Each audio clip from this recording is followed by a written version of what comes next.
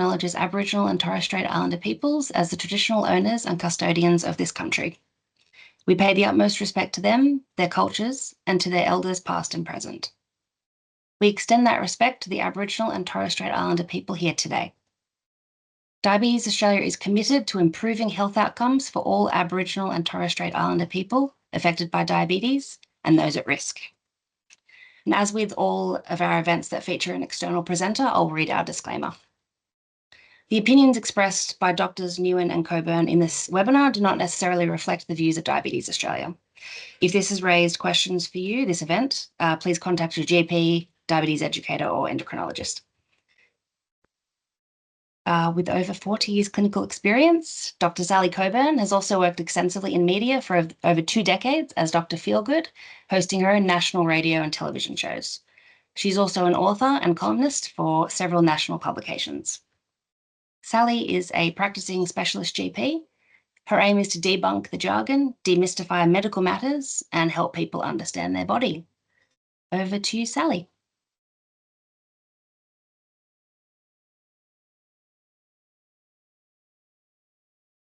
Oh, you're on mute, Sally.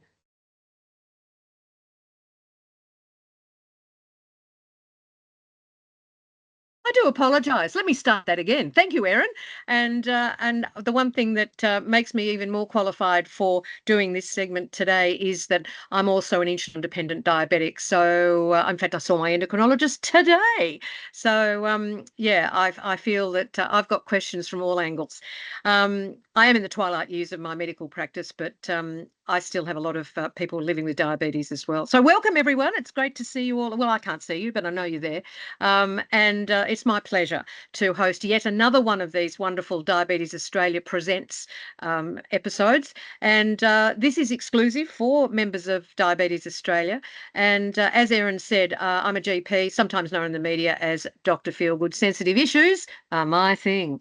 And I really feel that diabetes, you got to know what sometimes being a clinician and not having diabetes, I don't reckon they feel it in the heart, or in this case in the kidneys, is what we're going to be talking about tonight. But as I say to my patients, do what I say, not what I do. So yeah, tonight is a rare opportunity. We have got a captive nephrologist, and we can myth bust and we can get good info. And so please, we want you to contribute questions, and please keep them relevant to others. Long personal questions are a little difficult. Make them sort of general, please. And please submit them in the Q&A. See if you can see the Q&A now. You should be able to see it down the side gutter of your screen. And crossing my fingers that you can see it, because we have disabled the chat, so it will be a bit difficult. You are also muted, and your camera is also turned off. We may turn you on for a bit of a group hug later on. And I'm aware that there are a lot of health professionals here tonight, so I would appeal to you, health professionals, to please keep your questions understandable. Use terms that we all know, and that would be great. And tonight's webinar will be divided into 3 sections, and what we're going to do is have questions relevant to the first section, and then we'll do the second section, then have questions relevant to that. So please try and keep your questions relevant to the sections, and our speaker will tell you what those sections are. And just to be clear, as Erin said, that the opinions mentioned tonight are those of the speakers and not necessarily of Diabetes Australia. And tonight's topic, very dear to my heart, or should I say a little bit lower, my kidneys. I think anyone who is living with diabetes feels they want to hold on to all their organs. And of course, eyes, heart, kidneys are all in the firing line. Now, we know about our cardiac risks, and we go into great detail. We go and see an optometrist, we go and see a podiatrist, but how much do we know about how to manage our kidneys? And we know that there are people with diabetes who end up with very severe kidney disease, could lead to kidney failure, and we'll talk more about that later. But let me tell you about our fabulous guest. You can see him there. This is Associate Professor Brendan Neuen. He's a staff specialist nephrologist and Director of Kidney Trials at the Royal North Shore Hospital, and a Senior Research Fellow at the George Institute for Global Health. He trained in nephrology, epidemiology, and clinical trials at Sydney and Oxford University,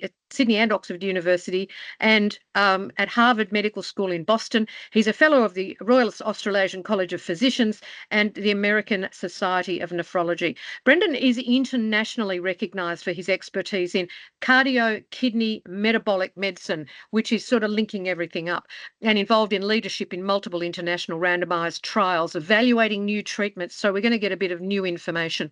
So I now hand over and welcome Brendan Neuen.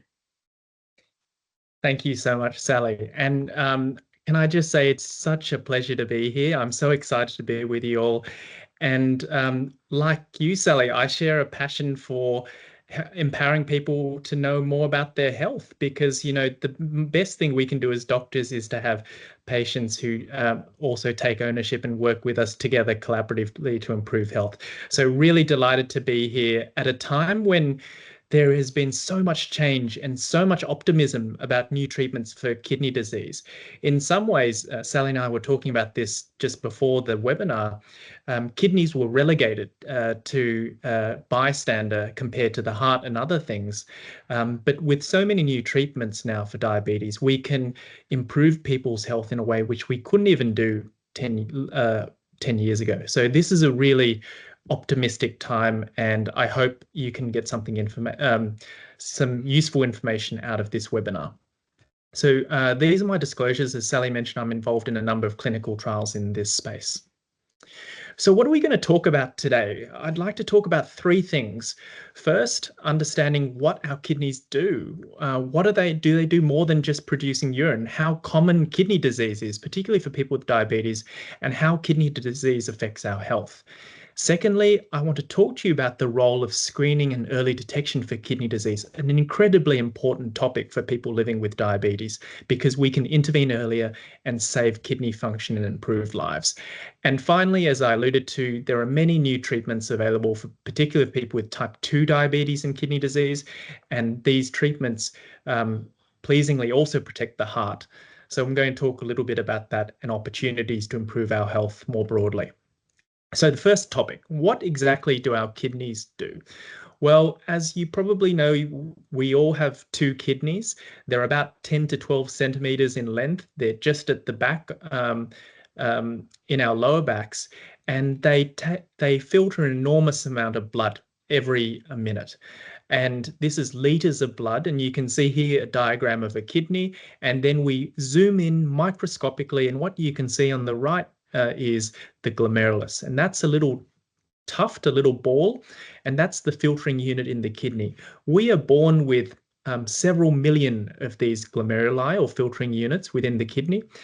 We can't generate them, so what the number that you are born with, or the number that you'll have for life, and these play an important role in filtering out toxins in the blood and producing urine. And that's how you probably think about kidneys. But in fact, kidneys do much more than just producing urine.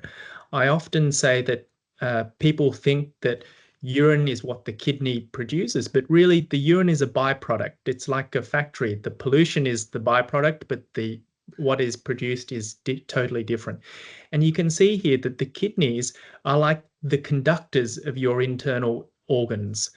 They are responsible for not only filtering waste and fluids, but they play a critical role in maintaining blood pressure. That's why there is such a close link with high blood pressure and kidney disease. They also balance and control our internal environment in terms of salt and electrolytes, potassium and other important salts and minerals, and regulate the acidity of our blood in a very tight and narrow range. They also produce an important hormone called EPO. Now, EPO is important because it tells the bone marrow to produce red blood cells and stops you from becoming anemic. So this plays an important role in making sure we have enough red blood cells in our body. They produce that hormone.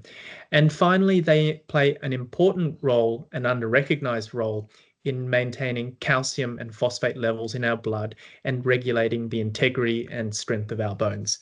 So you can imagine that when you start to develop kidney problems, you can not only have toxins building up, but you'll have a whole raft of other issues that will affect your health, including your cardiovascular health. Now, how common is kidney disease? Well, we know that worldwide it affects approximately 1 in 10 adults, or that's about 850 million people worldwide. And because kidney disease is largely asymptomatic, for most people, they only know they have it once you do a blood test or a urine test. It's been acknowledged as a hidden epidemic. And it's projected now to become the 5th leading cause of premature death globally in the world by 2040. And that increase in disease burden is second only to dementia. So it's a big problem and it's a growing problem. In places like Australia and other high and middle income countries, the most common cause of kidney disease is diabetes. Far and away the most common cause, and that's why we're here today. But also hypertension and other less common causes can also lead to kidney failure. And particularly relevant for the audience today, up to 40% of people with diabetes can develop some form of kidney damage during their lifetime. So it's a common problem, it's an important problem, and it's growing in terms of the disease burden in Australia and globally. What about locally? What does the picture look like? Well, about 3 in 4 Australians are at risk of kidney disease by virtue of their age, high blood pressure, obesity, family history, or diabetes and other factors.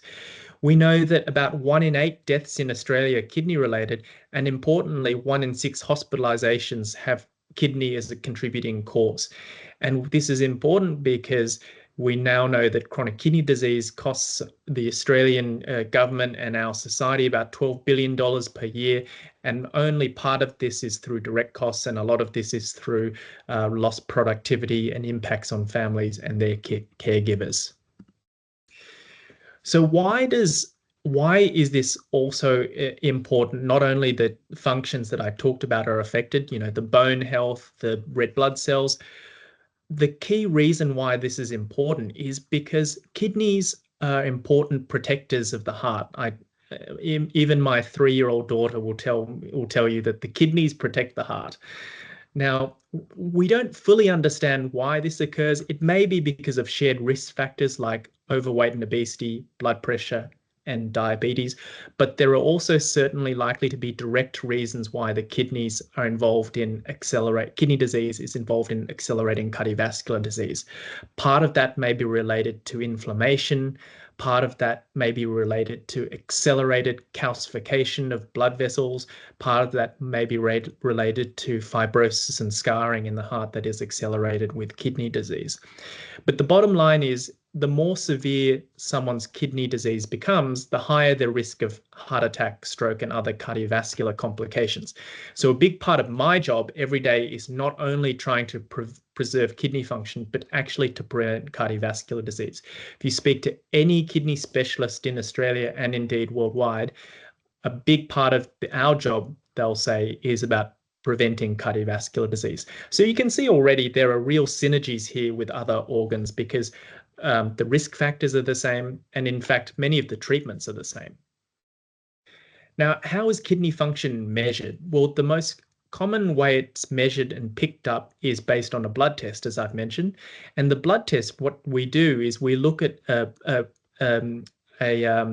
thing called serum creatinine, and this molecule is released from the blood and it's filtered by the kidneys. And what we can do is we can use the serum creatinine to estimate someone's kidney function or estimate their glomerular filtration rate. That's how quickly the body is filtering out waste products.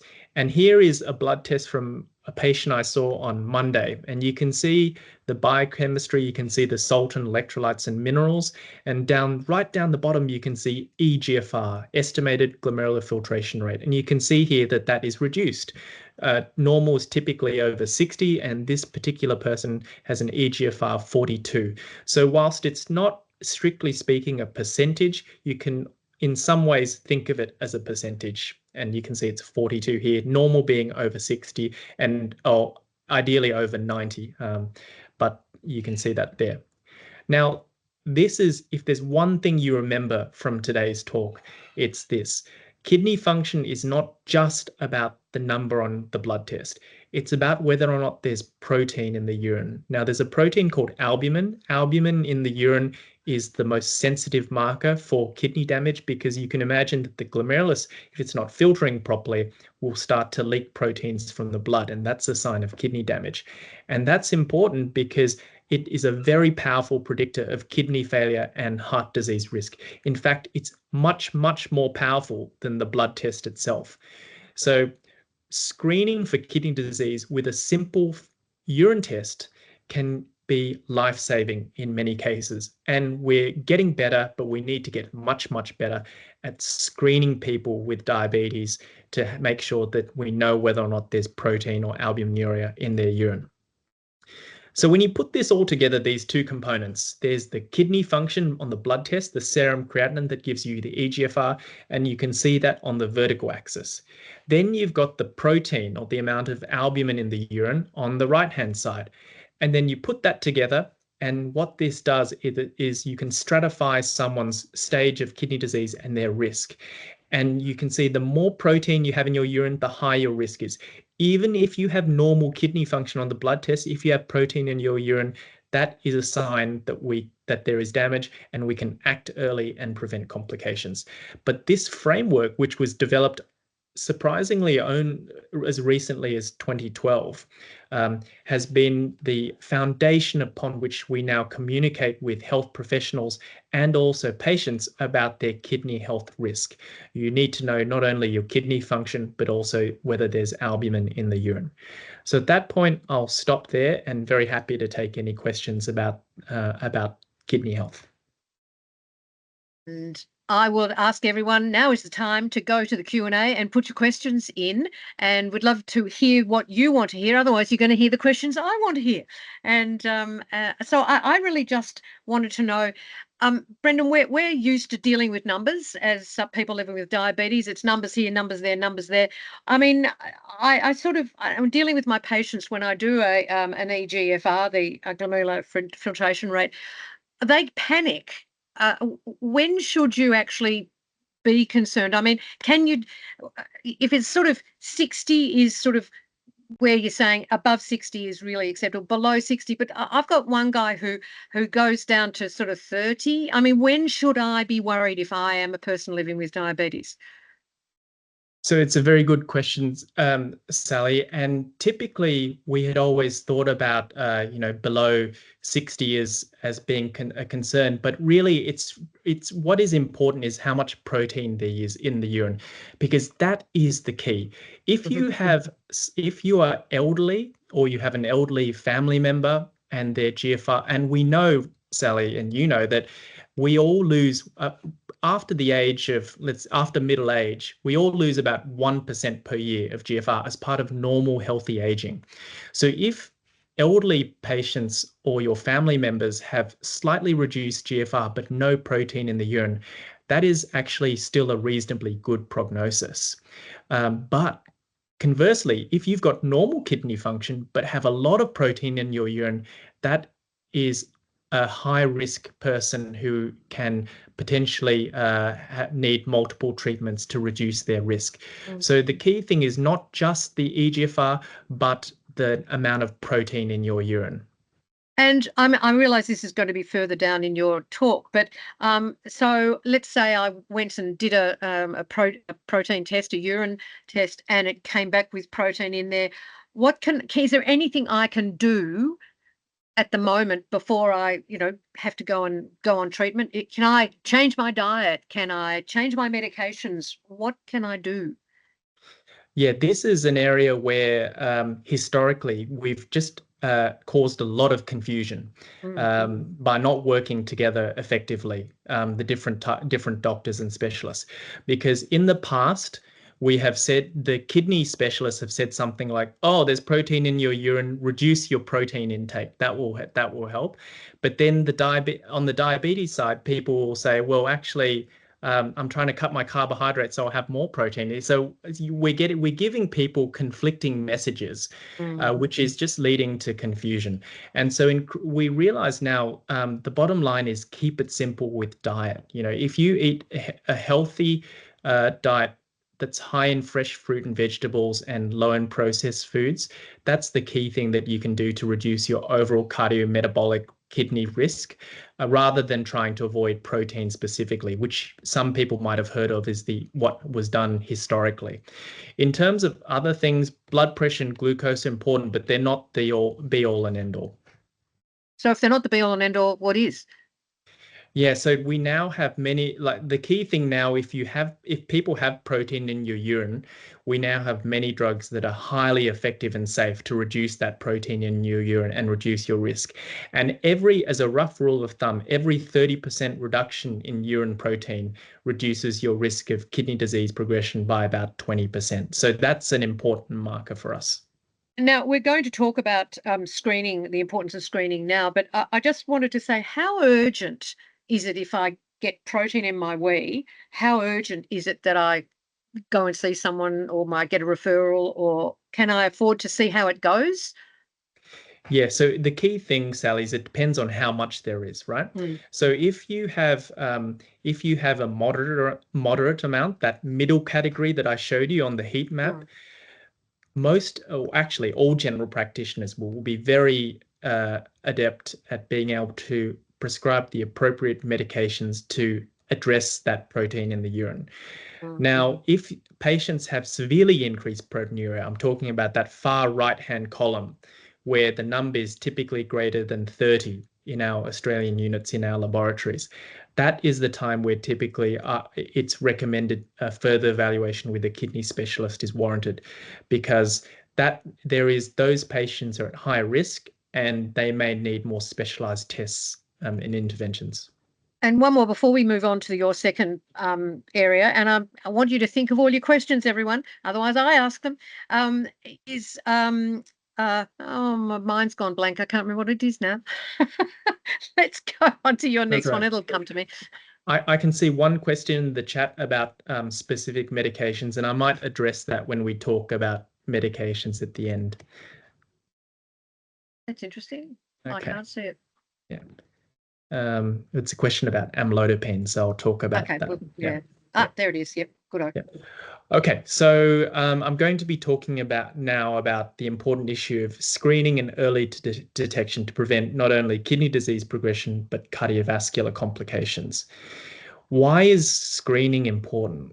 Well, this is probably the main reason. It's because you don't get the symptoms of kidney failure until you've lost virtually all of your kidney function. So all of these symptoms that typically here are listed, typically non-specific, they generally occur once people have lost most of their kidney function. So this is a largely asymptomatic disease in its early stages, and to treat it and improve outcomes early, we need to detect it early. And the part of the challenge is because it's asymptomatic, many people don't know that they have it. So there is a real role for screening for kidney disease and early detection. Now, when we look at diagnosing kidney disease, there are three components. There's the eGFR, there's the UACR, which is the albumin in the protein, and then there's the cause of the kidney disease. And diagnosis of kidney disease relies on all three of those categories. Today, that last category, the cause, we're assuming to be diabetes. So guidelines recommend that people are screened for kidney disease with GFR, the blood test, albuminuria, the spot urine test. Now, who should be screened, and how often should they be screened? Guidelines around the world recommend that for people with diabetes, they get screened for kidney disease annually, regardless of their treatment. And they can be diagnosed with kidney disease if their GFR is less than 60 or if they have protein in the urine which persists for greater than 3 months. Now, remember that CKD, the first C is chronic, so it needs to be persistent for more than 3 months. So who else should be screened for chronic kidney disease? Well, of course, we said people with diabetes annually should be screened for kidney disease. People with high blood pressure, people with obesity, people with cardiovascular disease, including heart failure. If you have a family history of kidney disease in your family, or if you're from specific ethnic groups or disadvantaged populations who are at higher risk, such as Aboriginal Torres Strait Islanders, Polynesians, and other risk groups. And also sometimes if you have particular multi-system disorders, like you might have heard of lupus. Lupus can affect the kidneys, and those people need to have screening for kidney disease too. And we're very good now at being able to predict risk of kidney failure. If you've got a GFR, a UACR, and we know your age and sex, this is an online calculator that is now recommended by guidelines and can estimate patients' risk of kidney failure. So I use this both to help patients understand their risk and also to understand how they can modify that risk and improve their health. Now, this is a very busy slide, but I really only want you to remember one thing, and that's look to the right.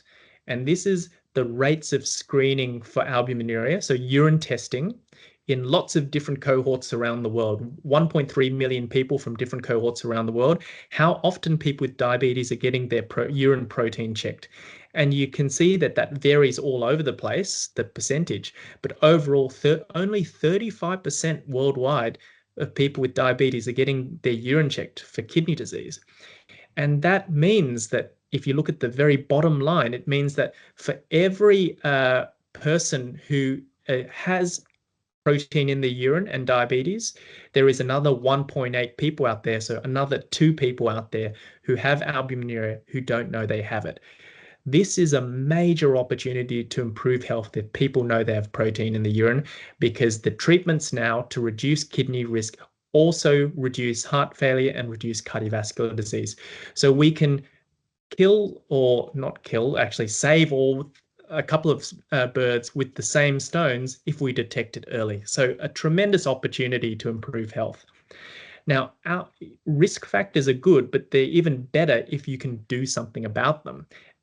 Protein in your urine is the perfect example of that. And you can see here the kidney function from the blood test on the axis down the bottom, and then protein on the right. And you can see that if you've got low kidney function and high protein, you're at highest risk of dying due to cardiovascular disease. Actually, most people with kidney disease and diabetes die due to cardiovascular disease rather than reaching kidney failure. So that's why preventing cardiovascular disease is so important for people with kidney disease. And it really is this simple. We don't need to make it complicated. And we can think about heart disease and kidney disease in the same breath. Now, it's as simple as A, B, C, D, E. Now, I've taken this from my colleagues in Europe. The European Renal Association has issued a guidance called the ABCDE guidance, Know Your Kidneys. And you can see here, it's as simple as A, knowing whether you have albumin in your urine, B, knowing your blood pressure, 3, knowing your cholesterol, D, knowing your diabetes control, and finally, E, your eGFR. So this is really the key message that I'd like to highlight to patients today. Know your numbers and know your albuminuria. And the reason why early detection is important is because kidney function typically is lost over many years, if not decades. And so the earlier that you start treatment, the bigger your long-term payoff is. So it's kind of like investing, if you want to think about it like that. The earlier you invest, the earlier interest accrues on your investment and the more you gain over time. So we have historically, as kidney specialists, seen people who are approaching kidney failure when there's not much kidney function left to save. What we want to be doing now in the next 10 years is going further upstream, earlier detection, screening, so that we can save kidney function early and prevent people on getting to dialysis altogether, and obviously protecting the heart too. So that's why early detection is now critically important. And we can, as I mentioned to Sally before, this conversation was not particularly exciting 10 or 15 years ago because we didn't have the tools to be able to act if we detected something early. Now we have lots of tools to be able to act. So it's an incredibly exciting time for us. And so that brings me to the end of my second section about screening and early detection, and very happy to take additional questions. Yeah, you're all very quiet. We'd love you to speak up. So will we keep H. Whitehead's question for the next section, which is going to be on treatment, which I think is a really important one, which is commenting on the impact of some medications on kidney function, but we might wait on that one. With this one, what about dipsticks? Is there any place for me to have a dipstick at home to check my protein in my wee, or do I need to do a formal send it off to the lab? Yeah, very good question, Sally. So the dipstick is an underappreciated and underutilized test. Um, it is strictly speaking part of a normal physical examination. It can be easily done at the bedside. It takes 1 minute or less than a minute to do. Um, Now, if we go to low and middle income countries and our neighbors in the Asia Pacific, they may not have urine albumin to creatinine ratio testing for albuminuria widely available. And in those cases, a dipstick is fantastic because you can get an answer, get it quickly, and act on it. It's semi-quantitative, so what that means is that it's only semi-accurate. It doesn't give you a number the way the lab test of the urine gives you a number, but it's still pretty good if you've got nothing else. In Australia, we're lucky in that we have widely available and pretty inexpensive access to urine albumin to creatinine ratio testing. So it takes very little effort to send off a urine test, costs very little money to get a number to see how much protein you have. And it is more accurate than just a dipstick alone, which is a bit of a rough and ready tool. Now, there are some specific instances where I have my own patients, they have dipsticks at home and they use that. But those are typically for conditions that can flare up that are not outside of the domain of diabetes. So I do have some patients who dipstick their urine at home, but they're typically affected by kidney conditions that come and go, and so they can detect it at home. It's a slightly different scenario. And I mean, you're talking to people who we're used to, checking my app, checking my CGM, or pricking my finger. We're used to doing all that stuff, but you're saying it's not really worth us doing this all the time. It's the sort of thing that you do at your annual checkup. Yeah, that's right, Sally. Can we just go on to, before we go on to the final section, can we just talk a little bit about special groups who are more at risk, especially cultural groups?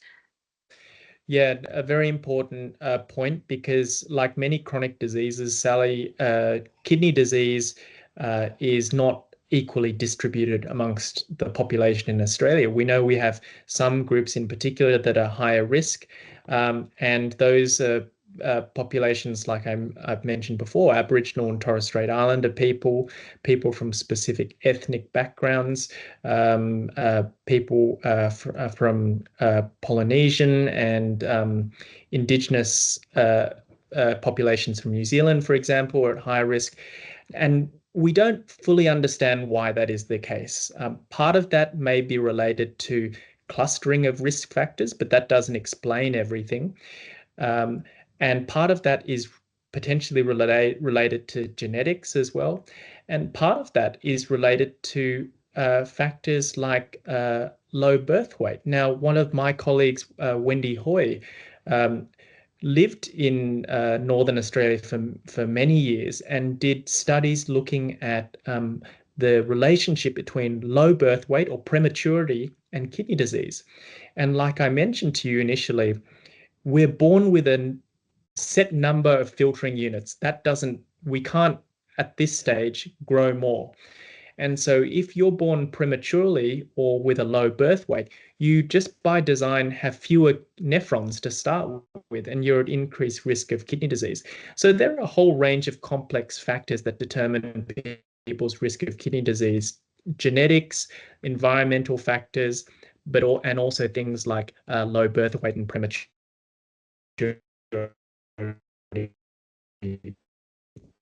all come into the mix. Mm. So we're talking about screening, and we're very astute to that. We're all good. We go to the optometrist once a year. We go to the podiatrist once a year. But we don't need to see a nephrologist. A GP can manage our albuminuria? Or when do we see a nephrologist? Yes. Yes. What? Now, so this is important because the most of kidney disease care can be done in the community with general practitioners who are excellent at treating kidney disease, and we need to support our everyone in primary care to be able to do that. Now, for the most part, that is true, but in some situations, for example, when people have very heavy protein in their urine, on that far right-hand side of the heat map, those patients all should be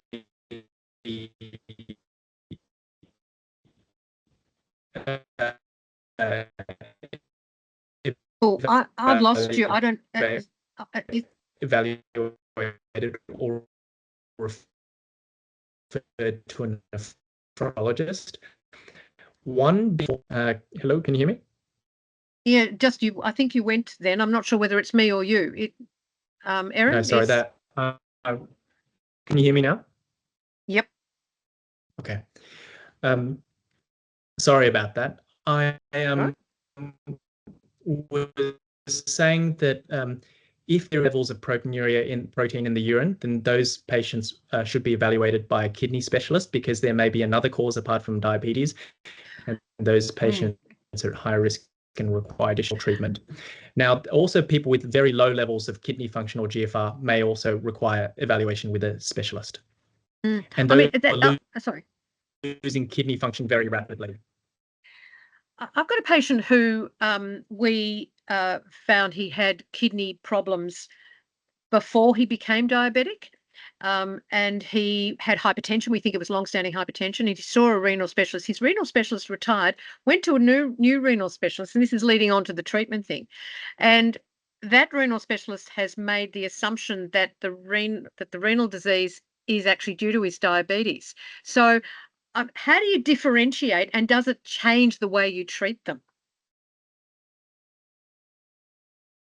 Yeah, so we certainly now with diabetes and kidney disease, that there are specific treatments for diabetic kidney disease, and there are also specific treatments for other forms of kidney disease. So whilst in the vast majority of cases for people with diabetes, it will be the diabetes that is causing the kidney disease. In some rare circumstances, and I have several patients like this, they actually have an entirely different cause of kidney disease other than diabetes, and they just happen to have diabetes. So, for general practitioners, it's important to think of the clues where there might be something might be going on that's different to diabetes. And before we go on to the next thing, if I keep my sugars beautifully controlled and I don't have and I do everything right, can I still get kidney disease? Is it related to my sugar control, or is it just like we don't really understand it? We had always thought that when I wish it was as simple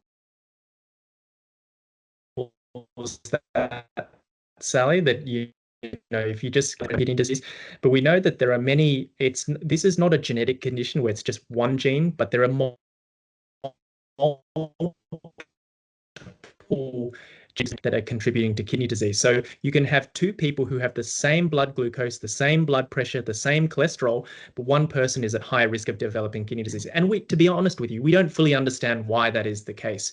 But there is, like you mentioned, certain ethnic groups and some people who, even with the same diabetes control, are at higher risk. Some of my South Asian patients in particular, or Southeast Asian patients, are at higher risk of kidney disease for reasons that we don't fully understand. So there are certainly factors like genetics at play. Let's do the good news now. Let's talk about the treatments. Okay. Fantastic. So the last part of our talk today is going to be talking about treatments. Now, about 10 years ago, we as kidney doctors were actually quite despondent because we didn't have many new ways to mitigate risk of kidney failure. New treatments weren't really helping, and we only really had one drug, which is ACE inhibitors or ARBs to prevent kidney function decline, as well as controlling glucose and blood pressure. That has really changed. So this is the historical approach. If we go back 10 years ago, this is what we were taught in medical school and what was being practiced around the country, which is, have a healthy, and this is certainly still the foundation for everyone, it's to undertake physical activity, reduce your salt intake, don't smoke, eat well, plenty of fresh fruit and vegetables, control your blood pressure, control your diabetes, and of course, start an ACE inhibitor or ARB. These are specific blood pressure drugs that have independent protective effects on the kidney and the heart that are separate to their blood pressure lowering effects. Now, this is these graphs are generally for a medical audience, but what they show is the incidence of kidney disease progression in people who are treated with ACE inhibitors and ARBs, the blood pressure drugs I was talking about, compared to people who are treated with a dummy tablet.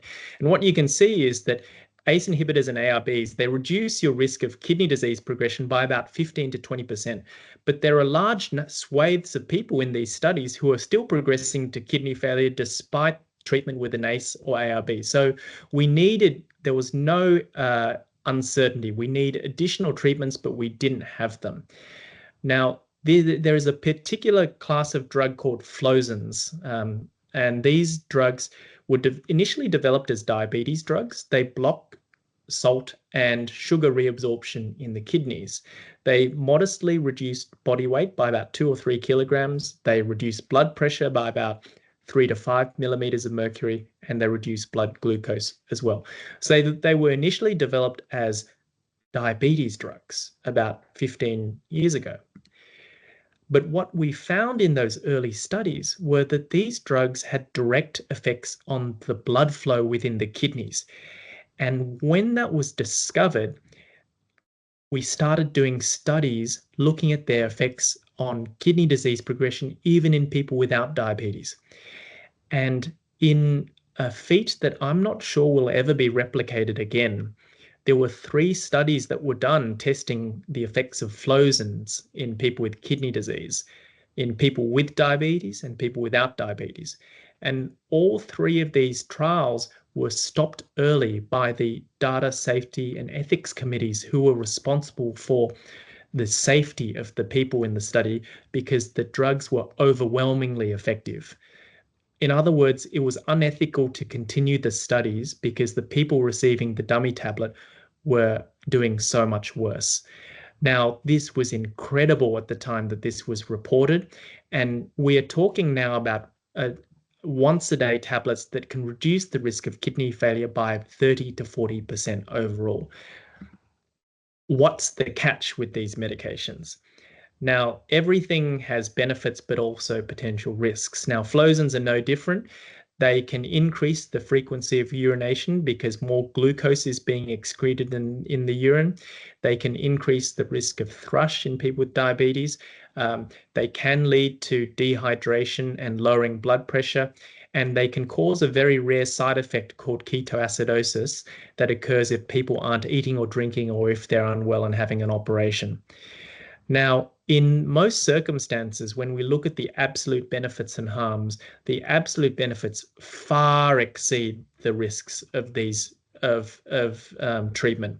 The only situation, unfortunately, in which the risks are not being outweighed by benefits is probably in type 1 diabetes because of this risk of ketoacidosis.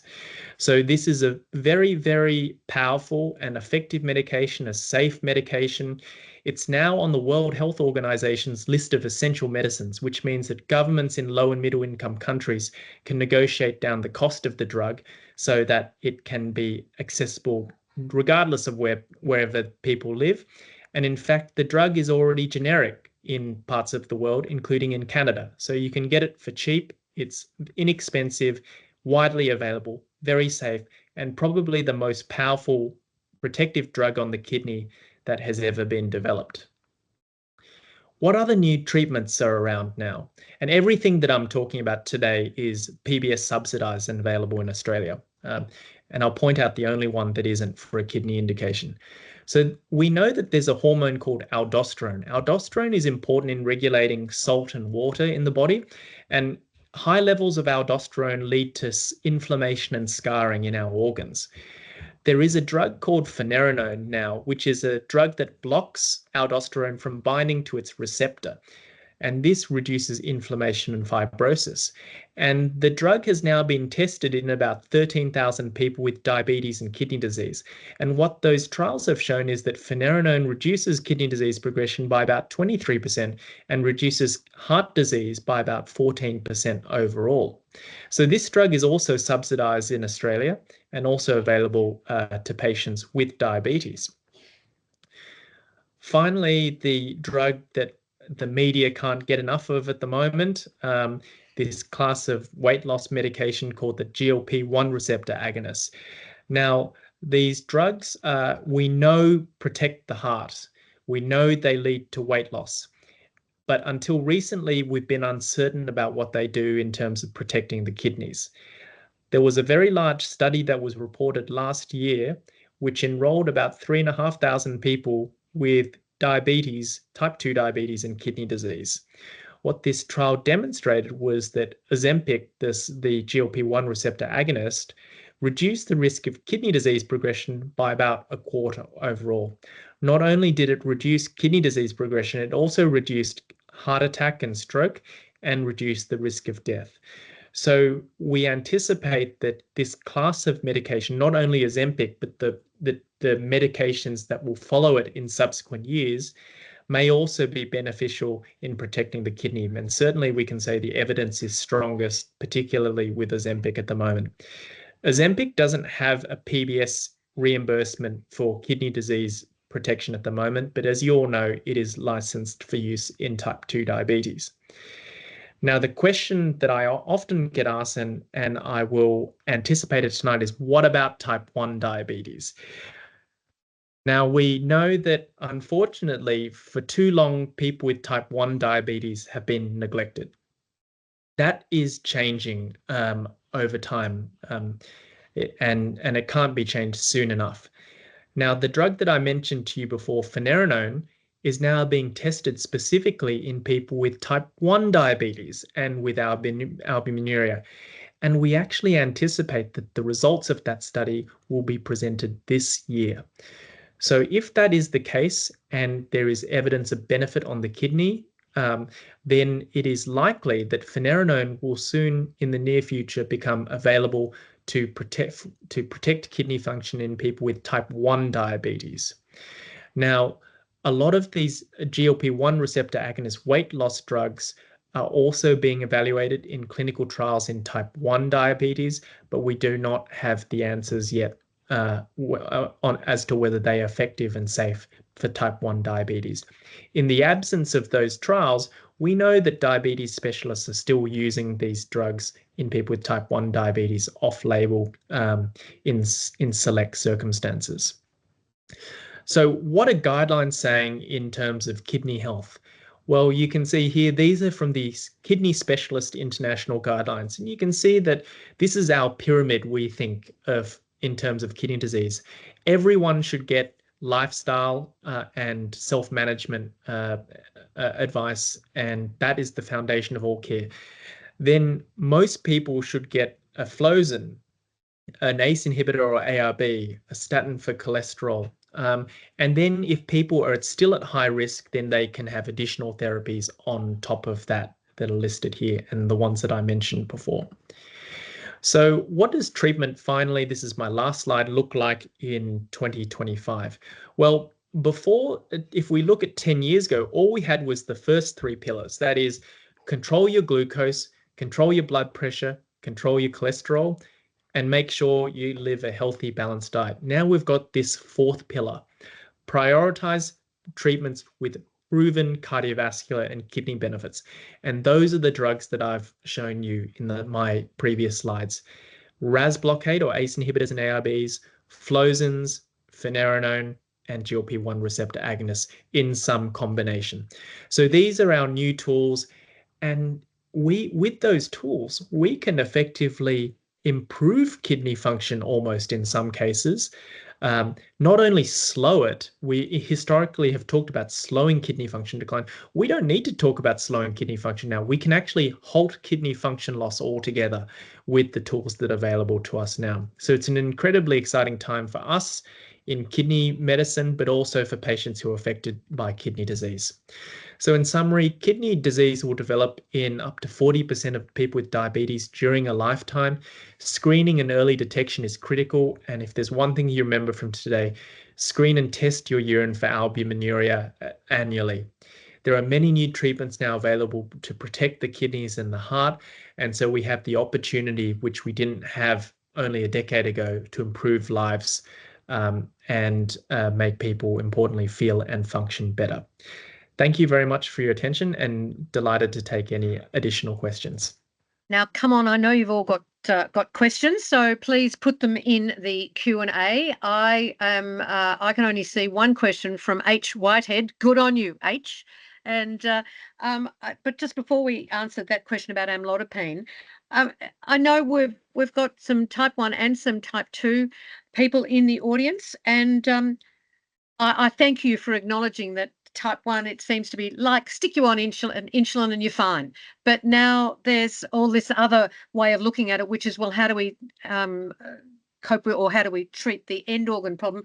What do you think the GLP-1 agonists are likely to do in the type 1 person? Well, I think what we increasingly recognize, Sally, is if you have type 1 diabetes now, I mean, obviously 100 years ago, insulin completely was life-sustaining and has changed the disease, right? But now we're living longer lives. We know insulin leads to weight gain, and metabolic syndrome in type 1 diabetes is increasingly a big problem. And that isn't addressed by insulin. And so if we can address metabolic syndrome and weight with some of these other agents, arguably we are doing patients a greater service by being able to address that, in addition to just controlling glucose.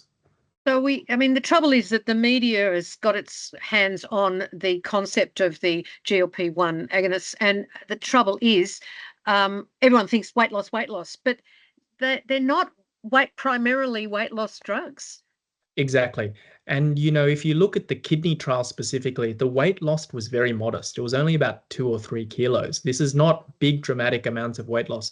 We think that these drugs have direct effects on the kidney and the heart that we don't yet fully understand and that are independent of weight. And so, for example, when you look at the biomarker results from these studies, there is a hormone that is a marker of heart muscle stretch and damage called BNP. And if we look at BNP with these agents, it reduces BNP by about 30 to 40%. And so we think that and it also reduces inflammation by about 30 to 40%. And these are drivers of not only kidney but cardiovascular risk. And interestingly, we think these drugs also modulate our body's response to infection. And you look at some of these studies that were done during COVID, and what they found was that these GLP-1 receptor agonists reduced COVID-related infections and infections more broadly. So there is a whole lot that we don't fully understand about these drugs, but I agree with your point that some of these effects are entirely independent of weight loss. You mentioned about being on, now where did I write it down? On the ACE inhibitors and the ARBs, and I some of my patients, when I actually start them on those drugs for blood pressure, telling them that these are going to be protective for your kidneys. What if I don't have high blood pressure? Should I go on these, or can I consider going on these as a person living with diabetes to protect my kidneys, or is that not going to be good? Yeah, it's a challenging situation because these drugs all typically lower blood pressure a little bit. And sometimes what we do in people who have very good blood pressure, but they have protein in the urine, we try to use just a tiny little dose so that we don't lower the blood pressure too much. And so that is one potential option. I have to admit, very rare that in kidney disease and diabetes, people have blood pressure that's so low that we can't use any drugs. But sometimes what is permissible and what can be done is use a Flozin or something like that, which is a little bit more blood pressure neutral without the ACE inhibitor or an ARB. Now, that's not necessarily subsidized, but it is an option that people increasingly think about in the kidney space. Now, you said that, you can't use Flozins in type 1 diabetes. What if I was a type 2 diabetic, a person living with diabetes type 2 who used insulin as well? Does that start to count me out? I mean, what is it about being type 1 versus type 2 that I can or can't use the SGLT2s? Yeah, so certainly if you have type 2 diabetes and you're on insulin, there's no reason why you can't use an SGLT2 inhibitor. In fact, many of the people in these studies that I mentioned were on insulin, up to 2/3 in some cases. And what we've found, and actually this is brand new data that is coming out in the next few weeks, is we've found that SGLT2 inhibitor use reduced insulin dosage. So there are many people who, when you start an SGLT2 inhibitor, by getting rid of glucose in the urine, you can minimize your insulin dose. Now, the reason why it's not recommended for use in type 1 diabetes is because these drugs, what they do is they modestly increase the ketones in your body. And ketones are an energy source. And of course, if you have type 1 diabetes, you know that ketones, if the levels go too high, you get ketoacidosis. So just because type 1 people are a little bit more sensitive to changes in ketones, the risk profile may be different in people with type 1 diabetes. But I have to say, this is an area, again, which is evolving. And if I come back in 5 years, there will be a study that I know is being done to look at an SGLT2, SGLT1 inhibitor in type 1 diabetes. So watch this space. So just for people who are sort of a bit bamboozled by terminology that we're using, talk to your doctor about the newer medications that can protect your kidneys. And the way, if you can't remember the Flozin or the SGLT2, say the one that causes sugar to come out of my wee, that I wee out. Now let's answer very quickly because, it is 7 o'clock. H. Whitehead says, can you comment on the impact of some medications on kidney function, e.g. amlodipine? That's opening a Pandora's box. Yeah. So thanks for that question.